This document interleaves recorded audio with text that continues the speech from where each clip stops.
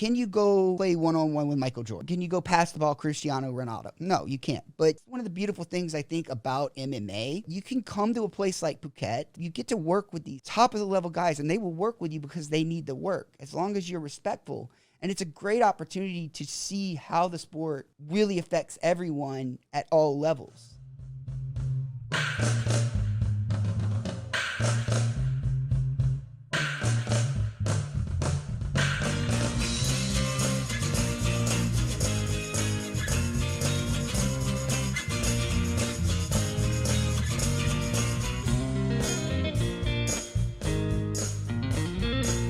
Welcome to Fruiting Body Podcast with your host, Brendan. Today we have a legend of a guest. It is Ben Parker.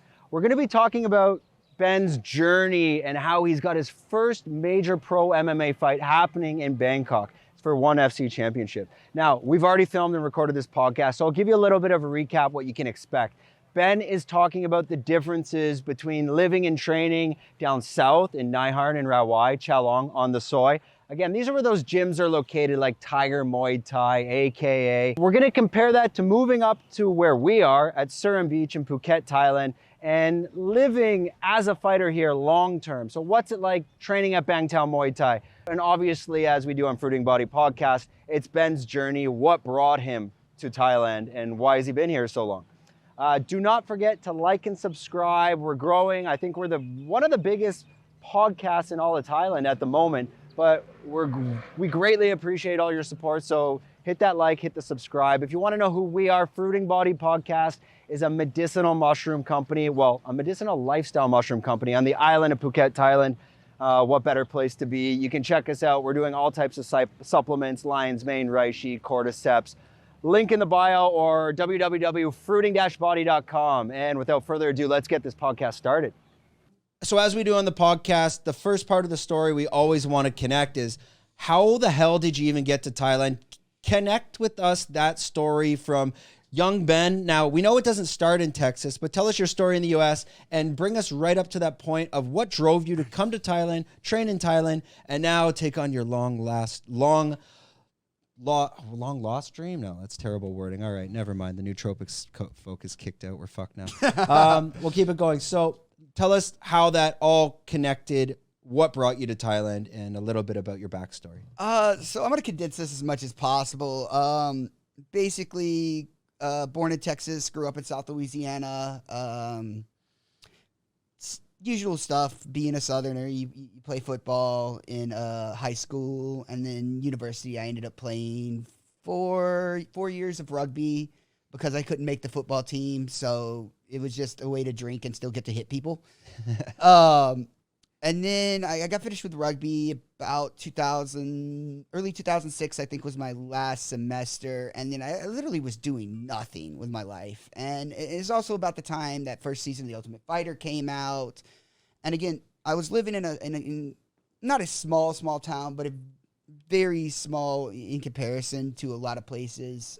Place in Louisiana, I think maybe 25,000, 30,000 people. What year was this? This is about 2006. This is 2006. So I started training at a gym called Gladiator's Academy in Baton Rouge, Louisiana, in October of 2006. And I just had some money left over gifted for me for my birthday, bought my first gi, bought a 3-month class pass for, I think at the time, 3 months was $100. So I had a little cash, broke college student, and I would travel. It was about 45 minutes on a good day. On a bad day, it could be an hour and 15 minutes to an hour and a half if there was bad traffic. Training. So I'd go in, come back and forth a couple of times a week. And they ended up opening another gym literally right down the street from my house, trained there for a year.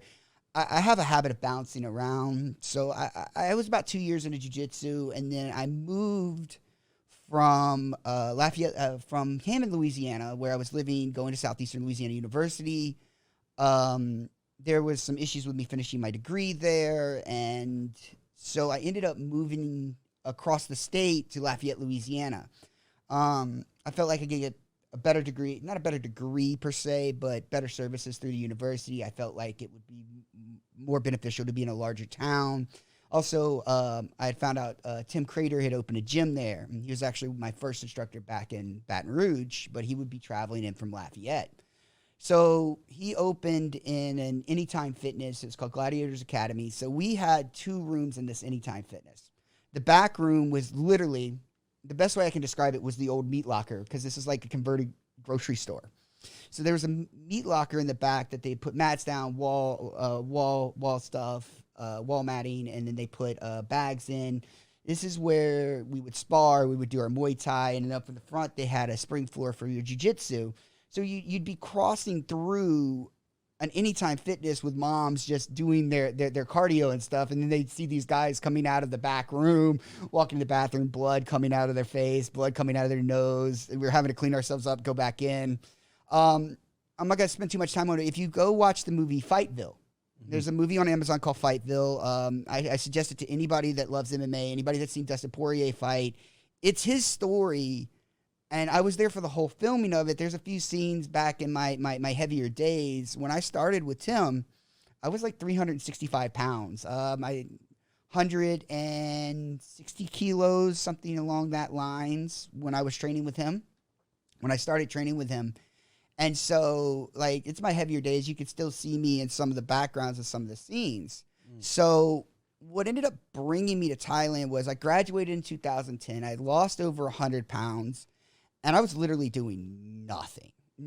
I was training every day. I didn't have a job. I was just trying to figure stuff out because when I graduated, I had no plans. I was just like, I need to get the hell out of school.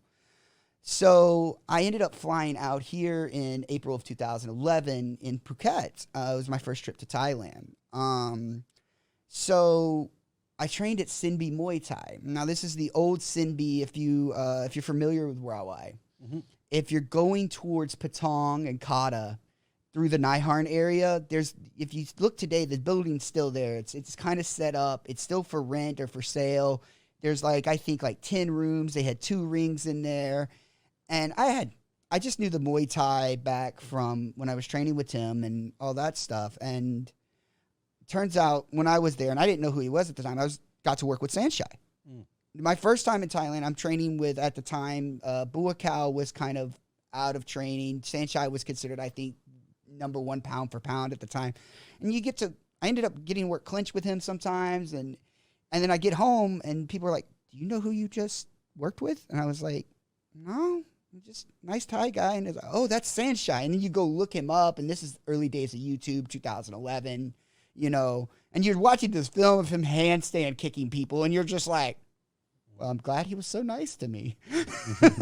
but I mean, overall, just in MMA, that's the thing I love about the sport. And training with Tim, it was kind of the same way. We'd be sitting there, and like one Saturday, I'm sitting there getting dressed in the locker room, and in walks Forrest Griffin, and I get to train with Forrest Griffin that day. And that's one of the beautiful things I think about MMA in general is that, I compare it like this. I'm like, can you go play one-on-one with Michael Jordan?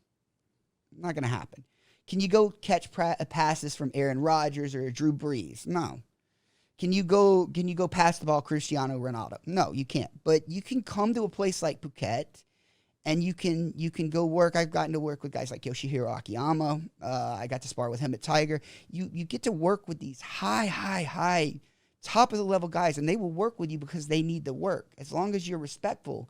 And it's a great opportunity to see how the sport really affects everyone at all levels. Yeah, because they're looking for certain training partners and body types as well when they're coming in these MMA gyms. Exactly. And again, in the earlier days in the sport, there just wasn't that many of us, especially in the heavier weight divisions. So you'd get opportunities where it would just be like, wow, they brought in a Gracie just to do a seminar with us, Yeah. Now, I want to talk quick about when you came in 2011 and as we discussed, we've known each other for a couple of years. You came, you went between Thailand and whatnot. Just before that, we're just going to give a quick shout out to our sponsor, 5 Star Marine. They're sponsoring this podcast. They're allowing us to produce this on a weekly basis. So a huge thanks. We're very grateful for them as well. If you want to understand who 5 Star Marine is, they are a VIP speedboat tour company that you can 100% charter to yourself. that advantage of that I find in Phuket is if you're just jumping around and, you know, trying to find these speedboat tour companies, they might take you to islands or places that might not be of interest to you, and maybe you can save them on gas. But 5-star, they allow you to kind of cater your own trip and go where you want to go and really create that whole tour of what exactly you are looking for specifically. So go check them out. It's at 5-Star Marine Phuket. I believe Hans will put up a QR code over here as well. And that's a huge shout out to them, and especially Sean Stenning. And they're doing also great stuff on the island in terms of Living Waters Phuket, a lot of charity stuff. And they were responsible for feeding the island of Phuket during that, I guess, previous situation. So a big thanks out to 5-Star Marine for making this possible. So back to Ben. Let's chat about coming in 2011 with this idea of, okay, you just want to train Muay Thai. Did you have any goals or ambition to maybe fight professionally, or where would that actually lead to?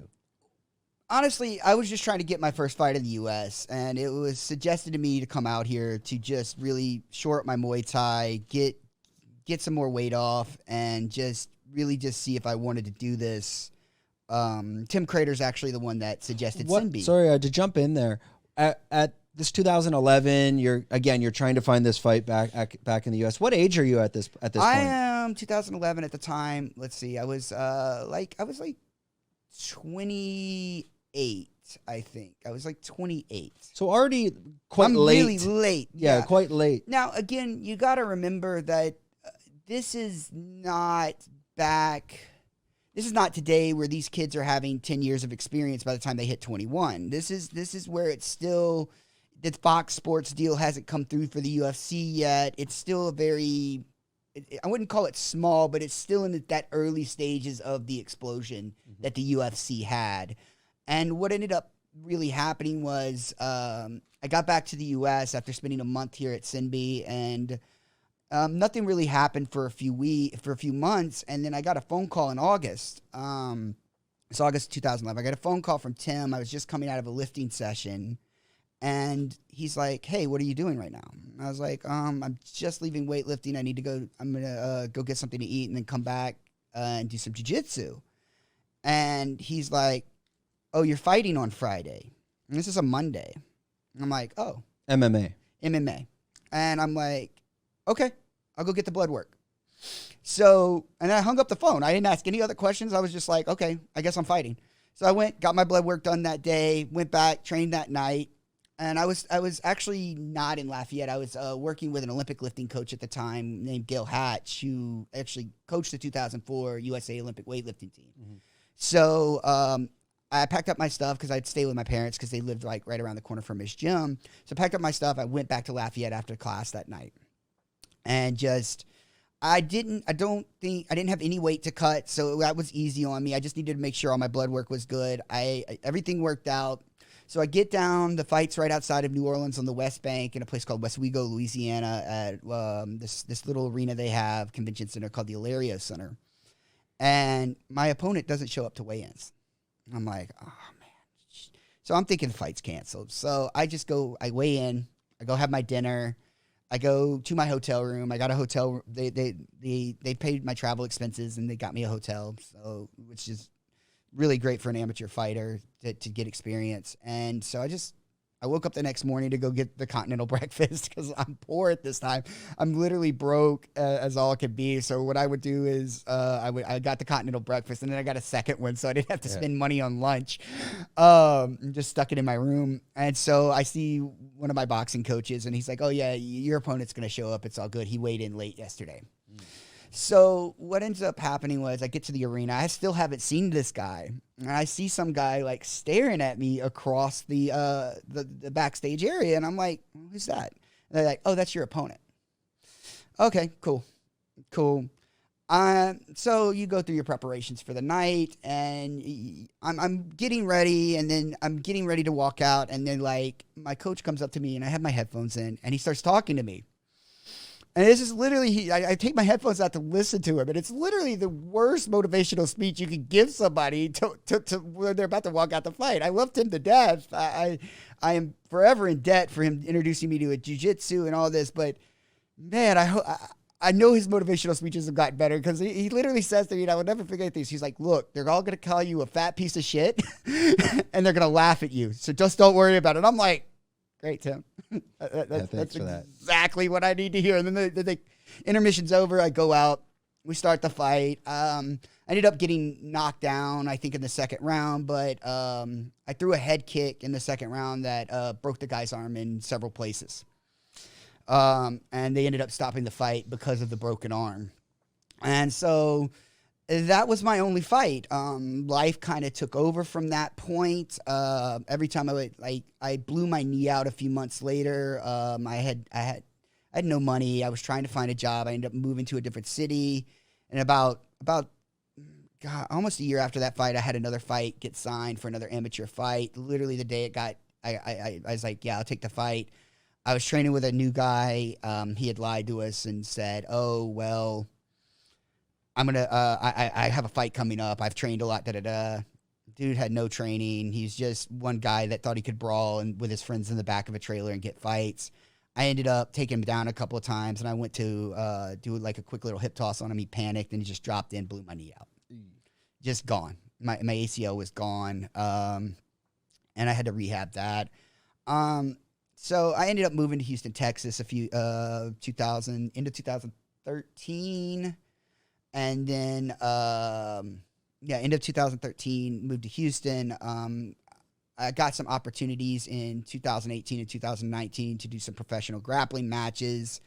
And that's kind of where things go south for me is I did my last professional grappling match in July of 2019 for Submission Hunter Pro. I had broken up with my long-term girlfriend before this, and I was living with a friend of mine who I thought was a friend, but we ended up getting into this weird argument because I found out later she was a massage therapist.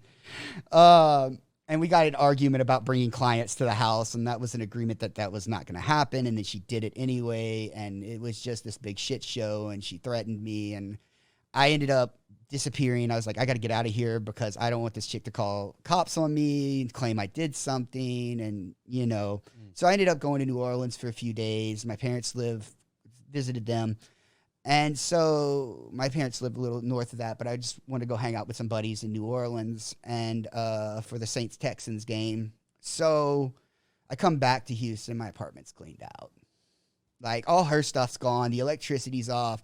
I got to go talk to management. I talked to management. I tell them what's going on. They were aware there was a situation going on. Me and the manager had a talk. She'd had a talk, and we were trying to figure out a way maybe I could get out, but she just disappeared. So the manager was really nice. He's like, okay, here's what's up. She screwed up. You were trying to do the right thing. I'm taking your name off the lease. She's fully responsible for it. I'm like, good, go. Cool. So, but now I'm homeless. So I ended up living in my car a bit, living on my friend Bianca's couch, living with my parents. So I would go to Baton Rouge during the week, and on the weekends I would come back to Houston and work like Thursday through Sunday at my nightclub jobs.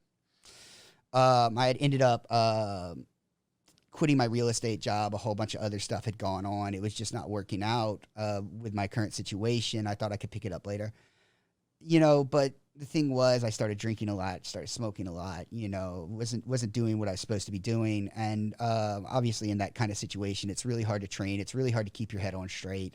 So my mom and my ex-girlfriend came to me and they're like, hey, you need to do something. You either need to go to rehab or you need to do something. I was like, I don't want to go to rehab. So I was like, you know what? I've always wanted to go to Brazil. Let me call my buddy. I got cash saved up because I haven't been paying rent in at this point, 3 months. So I have a nice little chunk of change saved up. So, and my mom and my ex threw some money towards me to help me out to pull this off. So I called my friend down in Brazil, one of my old professors, Igor Santos from GF Team. And I'm talking to him on the phone, and he's like, yeah, man, let's come down, stay for a month. Let's get in shape. We'll get you back your head straight. I was like, yes. And then he messed up. He's like, we'll go to the beach. We'll go to the clubs. I'll introduce you to people. My mom's like, nah, nah, you're not doing that. No, I'm not letting you get on that plane. So I came back to him 2 hours later. He's like, look, I'm going to go back to Sinbi. And this is October of 2019. So I'm like, I'll go to Sinbi and stay a month. I plan all this trip in like a 1 week period. I'm on the plane the next week, maybe 2 weeks. I'm on the plane. I get out here. I stay from late October to late November. Met some really awesome people out here. As always, you meet a girl, you know, sometimes you're like, and I who happened to be Brazilian, but I'm not going to get into that. The one thing my mom was scared of, she was like, I don't want you to go to Brazil. You end up married and meet a Brazilian girl in Thailand. So I get back home, and, you know, it was just like, I was right back in the same situation. I was just like, this is not working. This is not working right now. So I ended up saying, screw it. I got back on a plane. I was like, I'm going to go do 3 months in Thailand. And then I'm going to train for 3 months, try to get a fight. And then I'm going to try to get a job teaching if the fighting thing doesn't work out, just to see what we could pull off. Because I had heard ONE FC was desperately at the time trying to expand their heavyweight division, because they were trying to get contracts, and now they have one with Amazon Prime in the U.S., and the U.S. is a heavier weight class market. So I was just like, you know what, give it a shot. I'd seen some like the Contender Series stuff with guys with no fights, one fight. I knew there was like Will Chope with Thailand Fighting Championships and all that out here to give me some opportunity. So I was like, screw it. I got back. I sold my car. I did everything. I got back in February 2020. Perfect timing. Amazing timing for a maximum 6 month stay. Yeah. So that is how I ended up now 3 years in Thailand. Now, we kind of met during that time, probably during the lockdowns, let's call it. That's probably when we first connected. And I think it's still all a bit of a blur of like that, the last 2 years of it just disappeared. During that time, we know there's lockdowns. Everyone has the same story of people are just trying to train wherever they could. Could you talk a little bit about that during that period? Because you haven't really left. What did you do? How did you get around all these gyms being closed to stay active? Honestly, I'd had a rough 2 years leading up to when the virus hit. The first lockdown, I think it was 3 months out. Like it started. It was March 18th. They started the first part of the lockdown because we had gone out for St. Patrick's Day. And I was hungover, and they had shut the gyms. And then it was like, oh, this isn't good. So I really just took time off during that first lockdown. I was just like, you know what? Back in Houston, I was working 2 jobs. Was living on couches. It was nice to just take a breath, you know? Like when you're living this, I was living a lifestyle in Houston where I'd work at a club from 9 p.m. till 3 to 4 in the morning. Go home, sleep for a few hours, go to training at 10 o'clock, either go to the office or be at training the next morning when I was doing real estate and fighting professional grappling matches. So I literally, for 2 years, and in that time, I'd lost 100 pounds. I was just burning the candle at both ends. So it was kind of nice at first just to stop, just to take a breath and, you know what, roll some up, not worry about training. I don't care. I'm just happy to have a freeze. I got to reconnect with some of my friends back in the U.S. through things like Discord. And it was just an interesting thing to just see the world take a pause, you know? So it just ended up, I just stopped. Now, granted, we've had multiple times gyms be closed 6 to 8 weeks. I don't know what it is. Sometimes I would train a little bit here and there, maybe go run. It was just something with me that without that interaction of constant jiu-jitsu, I don't stay active. It dates back probably, it's probably my ADHD or something. I think most people, you know, when you fall out, like if you're training 5 days a week and just 1 week you train 0 days, it's very hard to get back into a 5 day a week routine. Exactly. It takes a couple of weeks. You might do 2 and the next way 3, but it takes a month. And the thing was about it was that was so frustrating is you'd finally, after about 3-4 weeks, you're working up, you're hitting on all cylinders. I'm like, okay, my weight's coming back down. I'm feeling good, lockdown. Another one, just instant. And then there's another 6 weeks. You're like, okay, I'm kind of hiding. We're trying to train in like rooms that have been converted just for jiu-jitsu. We just got mats everywhere, or we're like hitting pads behind trees on the beach. You know, it was just stuff like that, and it was frustrating to me. And I don't like that anxiety. I go to training to relieve anxiety. I go to training to relax. And I know people are like, oh, you get relaxed by getting punched in the face. Yes, because it's a different set of problems than your everyday problems you're working on. And it's a simple concept. Don't get hit, whatever. So to be that stressed out while training, it was doing me no good. And it was just like, you know what? I'm okay with being lazy right now. So, and that's how I really handled all the lockdowns. I ended up getting locked down in Bangkok in April of 2021 for 4 weeks. Yeah, I think the main lockdown here, I think, was about a month, and that's where they really locked everything down. I think it was a little longer than, no, it was longer than. And then the gyms completely closed. But coming up as we come out of the lockdowns and the gyms are opening up again, can you explain a little bit about that? The pivot and your goals and your path to what led you to this upcoming fight today. Did you vision this all, or was it kind of, let me just get back into training and see what happens? Honestly, this has kind of been just kind of being at the right place at the right time. This fight actually came together because in June I went up to Bangkok. Well, let's first, just for context, explain like the promotion, what is this fight, what's going to be happening, some dates, and just a little bit more background on what that's going to be. So I'm fighting for ONE FC Lumpinee, which is, ONE FC is, I would say, the biggest overall combat sports organization in the world, because they do encompass kickboxing, Muay Thai, Brazilian Jiu-Jitsu. They have all no-gi grappling. They have all that under their umbrella, and they give it a very, very high-level platform, especially in Asia. But then, I mean, for MMA, I would say they're probably number 2 to the UFC in MMA specific, just because they don't have like a lot of foothold in the American marketplace or the European marketplace. Obviously, everybody, when you say UFC, everybody knows. Yep. ONE FC, you kind of have to explain it to them. It was just kind of being in the right place at the right time. I was trying to, again, I like to leave to get refocused. I like to take myself out of environments. So back in June, I wasn't training much. So I went up to Bangkok for 2 weeks to train an amazing gym called FA Group, Muay Thai gym, brutal clinch training. I really wanted to up my clinch game.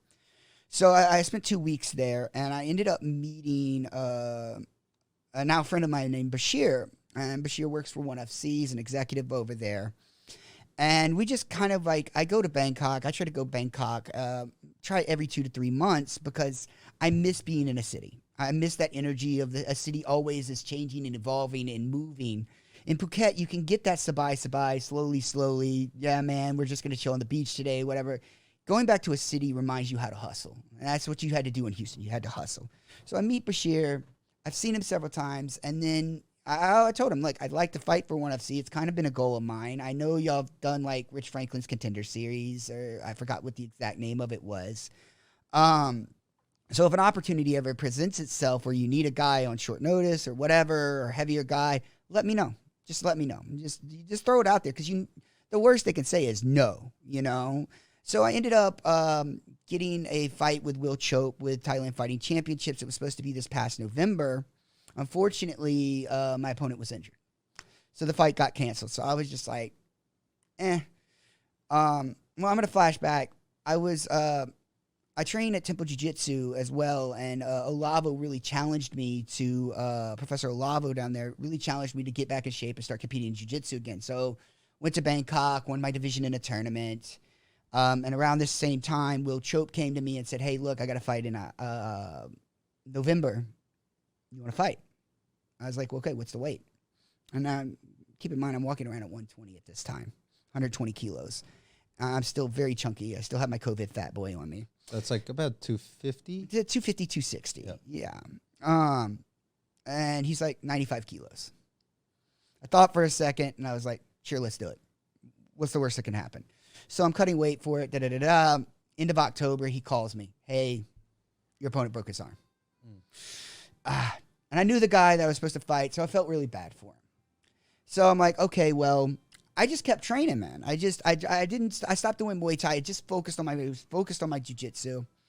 And I ended up getting my brown belt from Professor Olavo back in December, mid-December, because I needed to move up here for a while because the new influx of tourists and people coming here long-term due to the situation in Europe and Russia made rent prices like triple down in RAWAI. Yeah, so it was just my apartment went from 10K to 20K, which I totally get. If they can get that, I understand that totally. I had an opportunity to move up here for a reasonable amount of money, so I did that.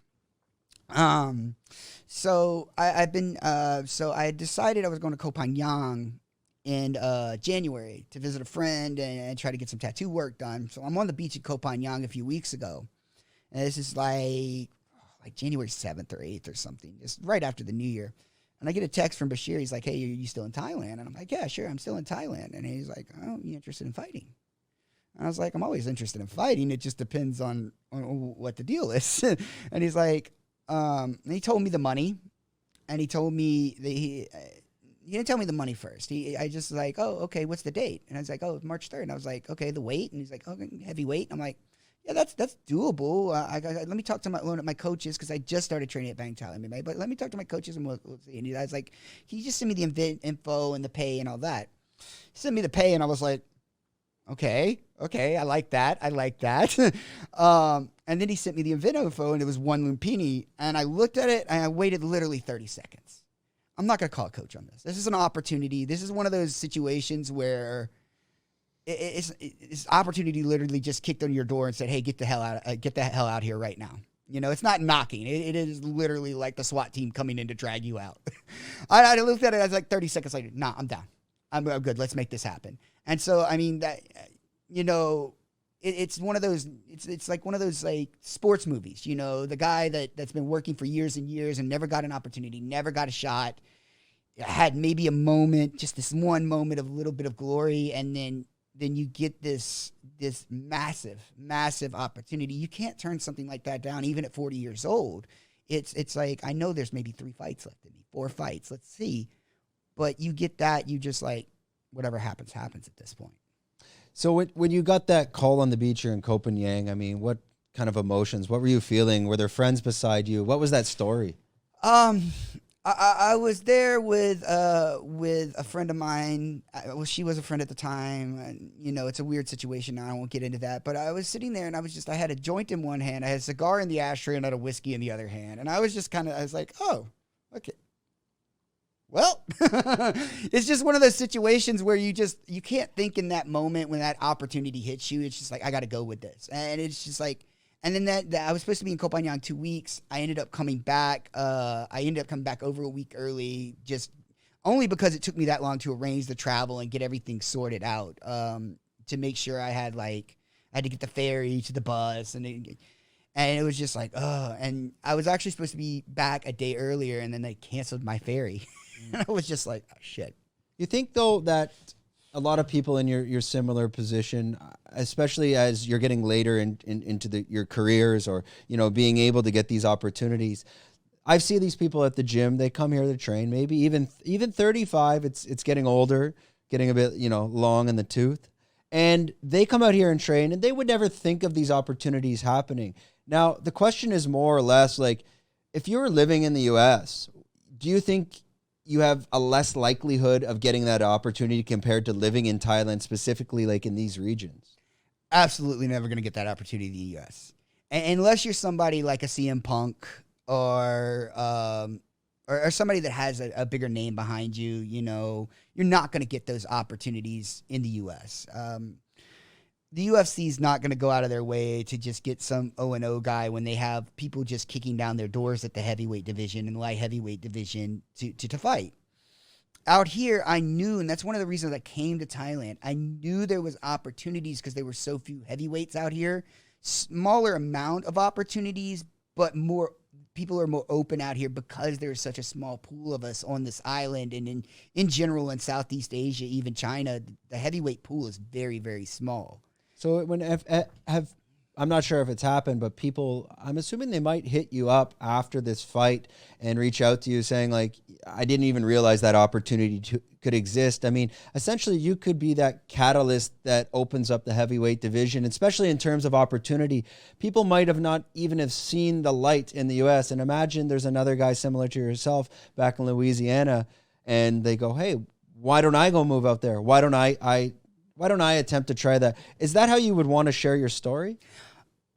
It's one of those things that all the preparation in the world, that's great, but it's also being at the right place. And I really don't say I have a lot of luck, but when luck with me comes with meeting the right people at the right time, that's where I've been lucky. And I just kind of happened into that situation. But the opportunity does still exist out here if you're talented, if you're willing to work hard. There's a lot of opportunities out here for heavyweights because there's so few of us. I mean, and you get friendly with the other guys kind of your size, because with the small pool, we're all going to end up knowing each other. This is a small island. Like, off the top of my head, I know maybe 5-6 guys between jiu-jitsu, Muay Thai, MMA, that are heavyweights that would fight. Of course, you get the tourists out here that I've trained a month of Muay Thai, let me go fight in Bangla Stadium or let me go fight in RAWAI Stadium, which all the due respect to them. You put your ass out there, you get in the ring, it's not an easy thing to do. But then again, for opportunities like Will Chope's Thailand Fighting Championships, ONE FC, that kind of stuff takes a level of coming out here prepared to take those opportunities. What are some of the challenges, though, as a Farang training in Thailand in terms of distractions and how to cancel the noise? Well, there's 2 levels, I think, of training out here as Farang, as a foreigner. There's, first of all, I'm going to speak specifically for myself. Being a heavyweight, it's hard to find training partners. I've been very lucky with BANGTAO MMA, with Temple Jiu-Jitsu, that there have already been heavyweights in the gym that can help me push myself. A wonderful group down at Temple Jiu-Jitsu, an amazing group up here at BANGTAO MMA.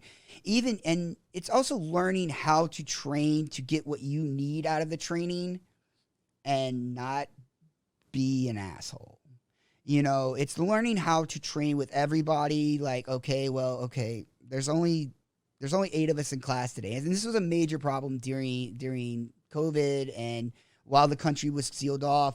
You go to jiu-jitsu class, there's 3 or 4 people, man. And it's like, okay, these are the people I have to train with. I got to make this work. And it's being open and being honest with yourself that it's like, I don't need to win every round. I don't need to win every roll. I need to figure out stuff I can work on today that's going to improve me for tomorrow. Because there's going to be days that I'm going to outweigh the biggest person in there 40 pounds, Okay, what can I work on today? I got to roll with this 155-pound guy. Well, let me work off my back today. Or let me work on this particular arm bar. I want to try to learn to set this up better. And that's just on the training aspect. Now the lifestyle aspect out here, discipline is freedom out here. I know I'm stealing that from Jocko. Discipline is freedom. The availability of distractions in Phuket is infinite. I mean, from the simple things of I can just go sit on the beach and drink a coconut this afternoon instead of going getting punched in the face. Or it's, hey, let's go out to Patong tonight. It's a Wednesday, bro. It's a Wednesday. Yeah, but it's going. You have to remember when you're out here, if you're out here, especially for a short time, short term it's easier to stay focused because, okay, I am here for 4 weeks. I need to get this stuff done. It's way easier to stay focused. But when you're out here long term, it is very easy to get distracted with everything coming, going. Obviously now the marijuana industry is huge out here. You can't walk 15 feet sometimes without seeing 4 pot shops. And that's not a bad thing. I think it's amazing for the island. It's amazing for the revenue. But as a fighter, you just got to tune that stuff out. And I will be honest, there's many, many times out here I would have rather just sit for 6 weeks and smoke weed and do nothing. You get frustrated. Does it affect your training? Like a lot of people in jiu-jitsu, they do smoke quite often, but I mean, jiu-jitsu's, it doesn't have that intensity as Muay Thai in terms of lung capacity where you really got to push yourself. Do you find you have to stop smoking completely to be able to train properly?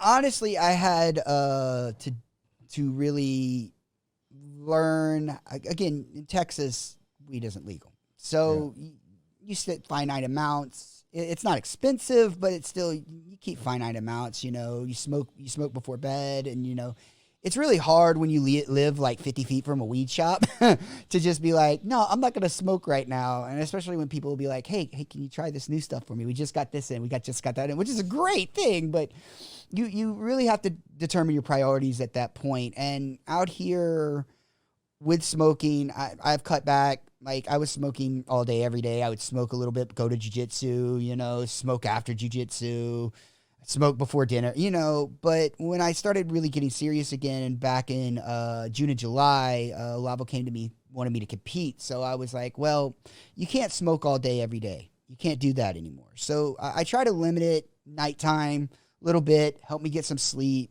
The good deep sleep is what you need for recovery. And I do have problems sleeping, especially when I'm training a lot, because I do have anxiety and a lot of stuff goes through my head when I finally get quiet.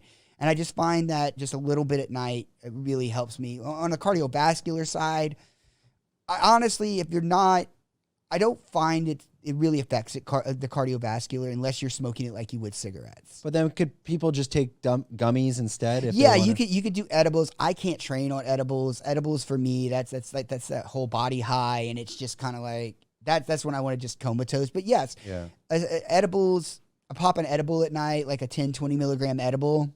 It's great.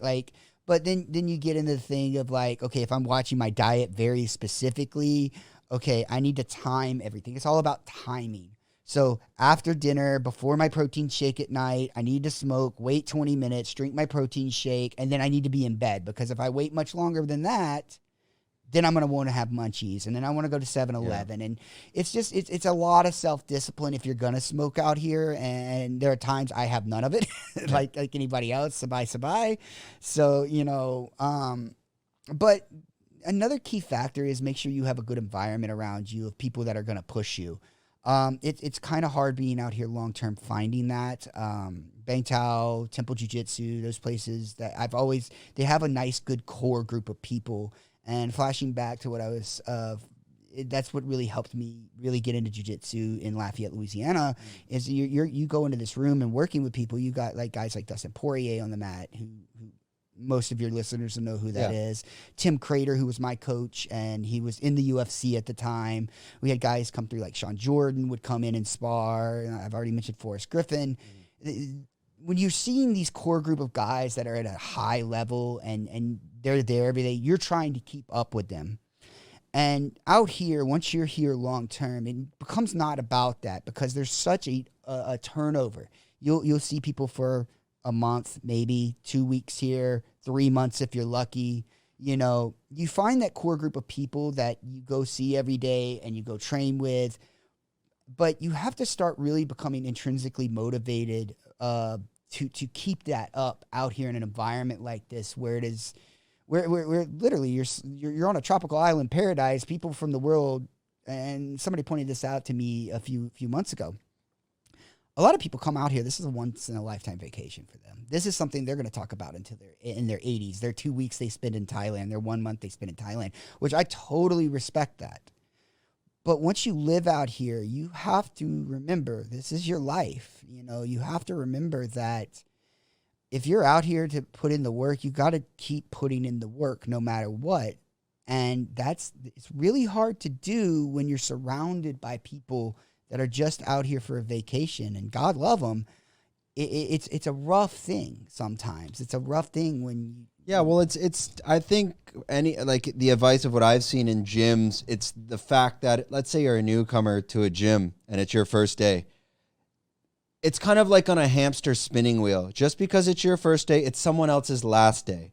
And hey, Jimmy's last day, let's all go out for drinks. Well, you just arrived, right? And that guy there's always going to be someone arriving and always going to be someone leaving. And that discipline to avoid finished, who knows, Independence Day.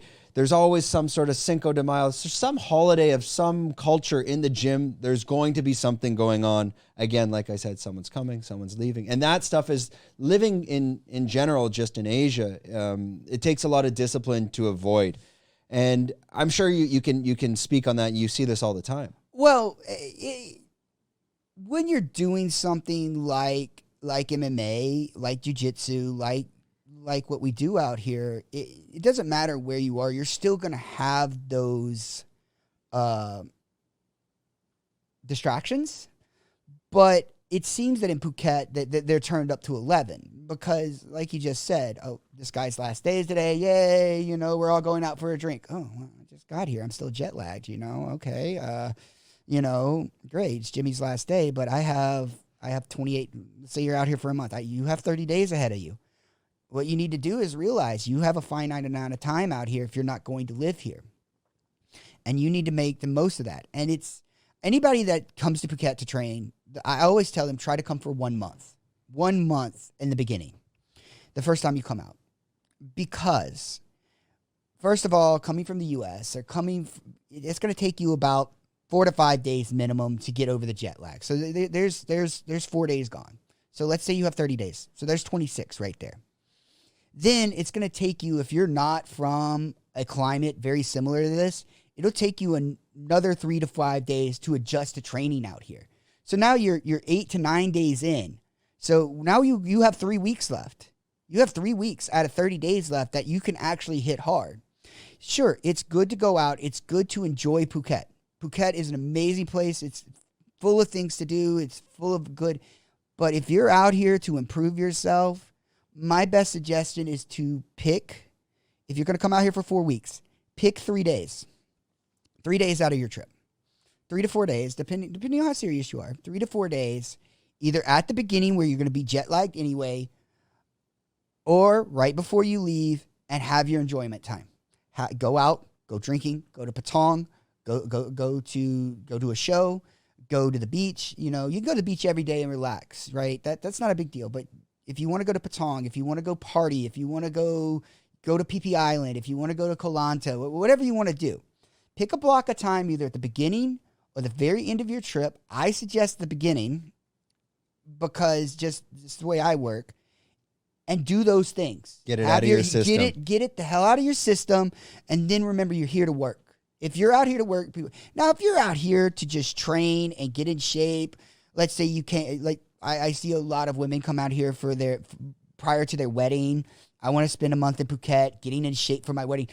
I totally understand that. Go do your thing. But if you're out here to train and you're out here to improve your jiu-jitsu, improve your Muay Thai, get it out of your system in one block and maybe save the last 2 days of your trip to finish it out because your mind's already going to be back home anyway.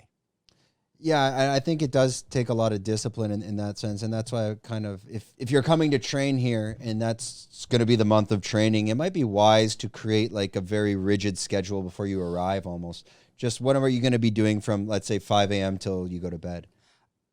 I don't say create a rigid schedule because you want to have some flexibility, some nebulous time out here to just enjoy Phuket.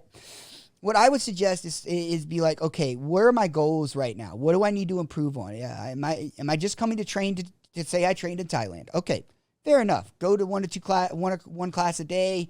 That's your deal. That's your deal. If you're out here to improve your Muay Thai, let's say you're a fighter. I need Muay Thai. My suggestion: go to a place like Sinbi. Get a spot at the gym where you don't have any excuses. You get up in the morning, you walk to the gym, you walk home, train first thing in the morning. Get it over with. Yeah, I'm on my training vacation. Cool. It is, if you start training at 8 o'clock in the morning, 7:30 in the morning, you're done by 9:30. You've gotten your hardcore training session in for the day. Then go have your nice breakfast. Go sit on the beach for a few hours. If you want to go back in the afternoon and train, or if you want to go to a jiu-jitsu class in the afternoon, you can do that. Or if you just want to spend the rest of the day on the beach, cool. But you've still put your work in for the day. And that is the key, is just make sure you're putting your work in where you're comfortable with it and you have your goals being met. Well, that's an interesting point you bring up, saying stay as close to the gym as possible, even within walking distance. And I think that's very valid, especially during raining season, because anyone that, let's say, even if it's a 3-minute motorbike, sometimes that rain and rainy season, you're like, fuck that, I'm not going. Right? I've been there. I've had my bag on my back. I've opened the door. I've gotten my motorbike, put my key in, and it just goes, and I'm like, oh, no. Because I have like a 15-minute motorbike ride, and I'm just like, no, I can't drive in that. And the other reason I do say your first, and I'm specifically saying after your first time out here, you kind of understand stuff. It's really hard to explain it to people that have never been out here. But your first time out here, I say stay at the gym. At the gym. Because if you're not used to riding motorbikes, you're going to get in a wreck. I can almost guarantee it. If you don't drive a motorcycle at home and you come out here and you think you can rent a scooter and tool around, you're going to fall. You're going to get hurt. Excuse me. Yeah, don't worry about that. Can we cut that one? Okay, back up. Motorbikes. Okay, so guys, when you come out here the first time, unless you ride a motorbike back home, unless you ride a motorcycle or scooter back home, don't rent one, please. Please, if you're not very experienced, because you're going to get hurt or you're going to hurt somebody else. I know, like, people are like, oh, well, it's so easy, da-da-da-da. Yes, but you're out here for a reason, and you don't want to spend a week because you fell off your motorbike and you've got road rash. Well, it's a bit different. I think if you're in the BANGTAO Surin area and you got this back road, you're much safer than, because those places like, let's say, Tiger and Chalong, and if you're 100%. If you're staying at the Tiger, BANGTAO. if you're staying at Tiger and you want to go to Naiharn, that's a first time drive. That's a scary drive. It's a highway. It's terrifying. So I think we'll end this on one more topic. Because you've lived so long down in the Naiharn, RAWAI, you've been involved. You've been, I'm assuming, on the soy, and you've also spent a lot of time up here as well. That's kind of when we connected, when you were living up here and then you moved back. For anyone that is trained in both parts of the islands, can you just speak on that? What was your experience? What do you prefer? What are the advantages and disadvantages of living in each place? And again, for anyone listening to this, we're specifically referring to living in the south, Naiharn, RAWAI, Chalong, or living in the north, Surin, BANGTAO, Laguna area. I would say it like this, and I'm going to break it into actually three portions. I'm going to break it into the soy, just the soy itself, because I have lived there, I think, a total of over a year since my time out here. I'll break it into the BANGTAO Surin area, and I'll break it down into the RAWAI Naiharn area. I'll start with the Chalong area, the soy itself. The soy is great. The soy is great if you understand what you're getting into. It's not a serious party atmosphere, but it is a constant moving, breathing, living thing, especially during busy season. It is not fun to walk around there. People drive like crazy. I do not. When I lived on the soy, I would walk everywhere unless I was leaving the soy. Just because the drivers there, they don't pay attention. The soy is great for a first-timer in Phuket. I would suggest the soy for a first-timer in Phuket. The reason I suggest... You said you would drive on the soy or walk? No, walk. I do not drive on the soy. Okay. Unless I'm leaving the soy, I do not drive. Even if I got to walk to one end or the other, it's just not worth it. It's just crowded, especially during busy season. And it's like a bypass road as well. It's that, and the people do not pay attention. They'll be flying, doing 80 kilometers an hour, flying through there, and it's just like, what in the hell is wrong with you people? But for somebody that is their first experience in Thailand, it's a great place to go. You could stay at one of the gyms or one of the hotels or guest houses. And to explain the soy, this is where Tiger Muay Thai is. This is Tiger Muay Thai is there. There's probably Unit 27, Titan Fitness. There's probably 20 gyms on that street and on a few of the side streets right there. And then I think they have some like Phuket fight clubs a little further down across the road, you know? So there's a ton. And then, of course, on top of that, you have your restaurants, you have a filling station, you have Ali's, you have some good Thai food, you have all these restaurants, you have your major gyms. And it's a good place for a first-timer that if you don't know how to ride a bike, you can walk everywhere, you can do your training, you can get easy cabs, you know, do stuff like that. Now once you go down to RAWAI, Naiharn, things... Well, I think before we jump there, the biggest disadvantage... You're nowhere near the beach. Yeah, that is a big disadvantage. There is no beach there. The nearest beach, I would probably say near swimming beach to there, and we're going to get into this area, is the Naiharn beach. That's your best swimming beach. That's and that commute, you got to hit a highway. You need a motorbike, and it's about, what was 15 minutes fair? About 20. I think it's because Sinbi, I used to stay on Soy Tayed, and I would drive to a Lavos gym, which is right next to Naiharn Beach.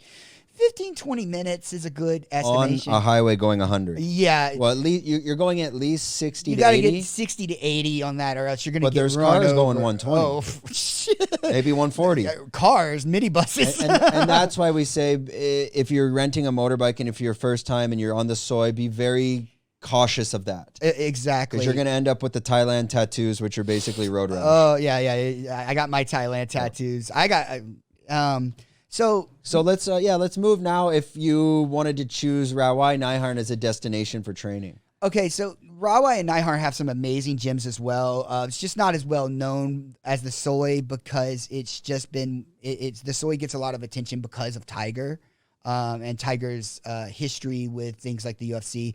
But I mean, Sinbi Muay Thai is an amazing gym. Powerhouse Muay Thai, great gym. The best jiu-jitsu I think in Thailand when it comes to experience-wise and teaching is Olavo Abreu. Probably the best instructor in all of Thailand. Temple as well. Temple Jiu-Jitsu. AKA's down there too. AKA is, but it's not really in the RAWAI, like what you would consider the RAWAI Naiharn, where you go and you take that right. AKA is kind of more up. There's a mosque on the highway. You go back. I used to live near there, and then you go up onto a little bit onto a mountain. So it's in the general area, but it's like about a halfway south point. Side, is it? Excuse me. Yeah, there's South Side down there. I haven't trained there. I know some of the guys there. Yeah. They have some good coaches, but again, I can't speak on the training there as I've never trained there. But again, it's a little lesser known, but not as it's just not as popular because the Soy gets all the attention. But reasonably, like Naiharn is a place if you want to avoid like the chaos of the Soy, because it is chaos, especially during business season. It's nice and spread out, and you can find decent housing. Right now, rent is very high out there. It's high season. There's a lot of influx of people right now coming from Europe and stuff, and Russians. But you can find decent housing, and there's really, really, really good high-level gyms down there. And now you're off the highway, and you can get the motorbike, and it's still a bit crazy out there. Not too bad, but you're a stone's throw to the beach now. Exactly. You stay in RAWAI. Naiharn Beach is just right there. World class. That beach, man. That beach. Ugh. I'd probably say that's my favorite beach in Phuket, just in general. I do love the beaches up here. Surin Beach is very nice. Kamala Beach is beautiful. BANGTAO Beach is beautiful.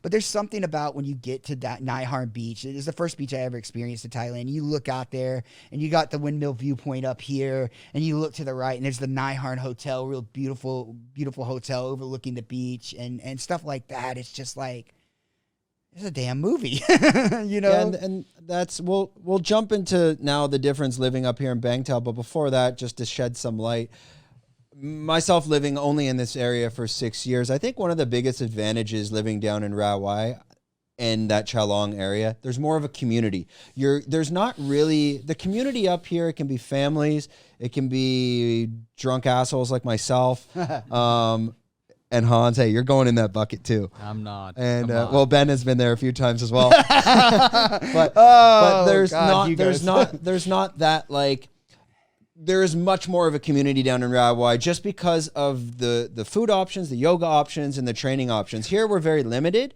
So, for example, like you could be on the beach at Naiharn, there could be a volleyball game. You can easily get engulfed in the community in one day and be involved.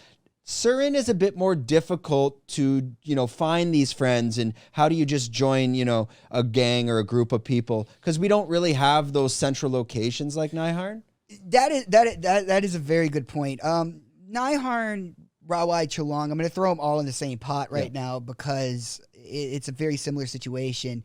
Once you go to a gym up there, they're like, you start to know people after the first 2 or 3 days. There's little spots like the green room on, and I'm not getting paid for this, but there's the green room on Soi Thai Ed right outside of 5 Elements Hot Yoga where I used to live, that we could just hop over there, and there'd just be people on the porch, and you'd go buy your joint, and you'd just sit there and start rolling, and then there's like 4 people that join you, and we're all rolling, and then you just start talking, oh, let me get your Instagram, and you start seeing the same people every day, you see the same people at the gym, you see this, and you just Okay, you're going to be my friends for the next 2 months. Okay, now you're going home. Okay, there'll be another group of people here. But they don't have that up here. They really don't, and I think this is more of a family area up north. Well, it's more of a drinking culture up here. Yeah, I would say there's a drinking culture down there, but it's an older community of drinking culture. Right. This is up like here, yeah. But the tourists down there are younger. The tourists up here, more families,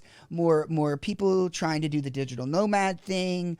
So, and there's not a real collective place. I mean, you have Hugo Hub up here, which during COVID and everything that was going on was a great spot. But then it becomes a drinking culture. Yeah, and it's hard to, and also people up here aren't here short term. No. This is more of living in a long term. We're going to be here 6 months, a year, This is families are up here. You bring your kids. It's a safer area. It's more like living in the suburbs in the U.S. or Canada. You know, like this is like the suburbs. You kind of know people, everyone but you don't knows everyone. Everybody knows everybody, but there's not like big groups of people hanging out. You know what I'm saying with that? Yeah, and it's a strange environment. Like most people, I find, like if you go to the local in this BANGTAO beach bar area, Easy Bar, or the Beach Pig, everyone kind of just shows up.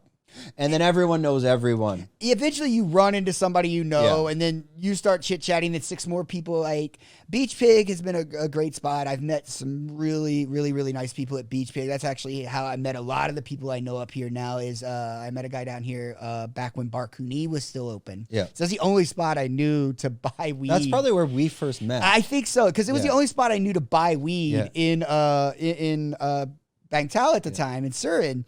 So I met a guy named Stevie there. He was DJing at Beach Pig one night. And so I ended up going over there, meeting some people. And then that got me introduced to the people over at the old Hugo Hut, which is now, they've moved and it's now Hugo Hub. And then that's how you kind of like, you got to kind of just up here, you got to be okay with just going out and just like, okay, hi, how are you doing? I'm new up here. You know, you kind of got to put yourself out there. What about in terms of the training and how that differentiates from down south?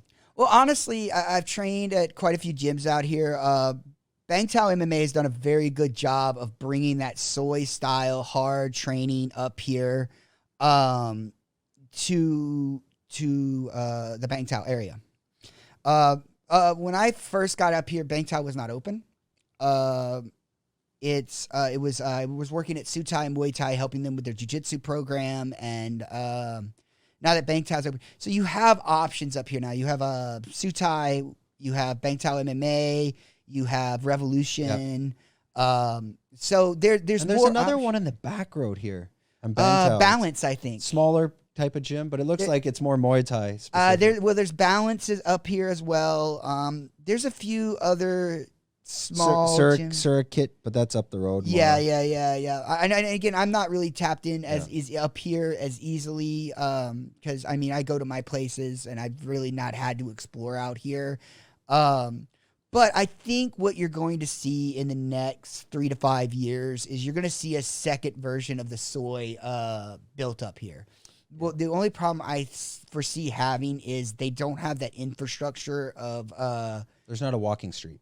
There's not a walk, and that and places to stay is kind of, I think, going to be an issue. It's hard. They have the back roads of BANGTAO, but you'll never find that on hotels.com. Exactly. You need to get on a motorbike and just get lost in side roads and say, this house has a for sale sign on it. I will honestly say the best thing I figured out here, and this is a tip for any traveler that wants to come out here longer than, let's say, a month or something, Facebook Marketplace is your friend. Facebook Marketplace is your friend to find things in Phuket to rent.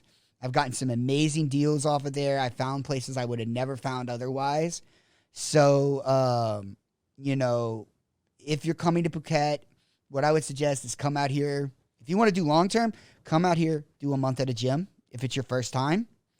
So you can learn the area, where you want to stay, where you need to stay.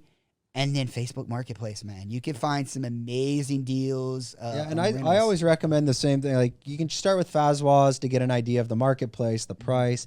Then, obviously, Facebook, it's kind of like going direct and you can get a bit cheaper. But I always tell people, once you find your location, get on a motorbike and drive around that neighborhood. You will find a for sale number or a number on a home, and that's probably going to be usually direct to the landlord.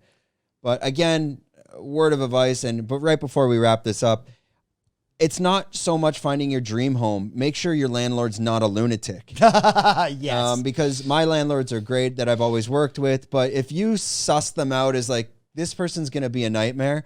So whatever you're renting, like, forget about maybe ever getting your deposit back. Little things like that. You're not getting your deposit back 99% of the time out here, no matter what. Just accept that, but always negotiate. That's what I tell people. It comes from I did a little real estate. Always negotiate, because they're going to ask you for 2 times monthly rent and da-da-da-da. Look, when I do this, when I pay a deposit, I know I'm not getting that back. So I always try to negotiate it down. Try to put it, as long as you're not a jackass and destroy the place, you know you're going to try to take care of things. Always try to negotiate your deposit down, guys. It's one of those things out here. It's basically free money for them. So don't let them take too much. Yeah, unless you get a good landlord and they'll help you out. Yeah. And usually they will. See, the difference I think is for someone like myself, where it's like, I'm leaving because I found a bigger place or whatever. And if that landlord knows you're not leaving Thailand, they won't fuck with you, because Phuket's such a small island that word travels so fast. Now, it's way different if they're like, well, that guy's leaving and not coming back. Okay, they might treat you different. On a final note, we're going to kick it over to Ben's camera here. And if you could just let everyone know where they can find you. Which camera, Hans? This camera. Did this one die? No. Oh, okay. We're going to kick it over to that camera there. Camera two. Camera 2, so you can stare right down the soul of your audience. Just let them know where they can find you on Instagram, and more about your upcoming fight, the dates, and if I do remember, also if any sponsors want to reach out to you as well. Okay, yeah, you can find me on Instagram and I think TikTok at But Home Is Nowhere, BUTHOMENOWHERE. Yes, emo kid status unlocked. I'm looking for sponsors for the upcoming fight March 3rd in Lumpinee Stadium in Bangkok for ONE Lumpinee. It's gonna, from what I understand, be nationally televised, the card in Thailand, for free on free TV. So please hit me up at either of those. I do post consistently updates, couple of days a week on my training camp and how things are going. So, But Home Is Nowhere on Instagram and TikTok is the easy way. You can find me on Facebook, Ben Parker, just like Spider-Man's dead uncle. Just hit me up. Perfect. That's how we'll brand Spider-Man's dead uncle. I almost made that my Instagram handle, but I was like, that's dark. Confuse everybody. So again, if you're looking to sponsor Ben for his upcoming fight, just hit him up on Instagram. We'll leave all links in the description so it's easy to connect. We never know how to wrap these things up, so I think we're out. Yeah, we're done. Yeah. Cheers.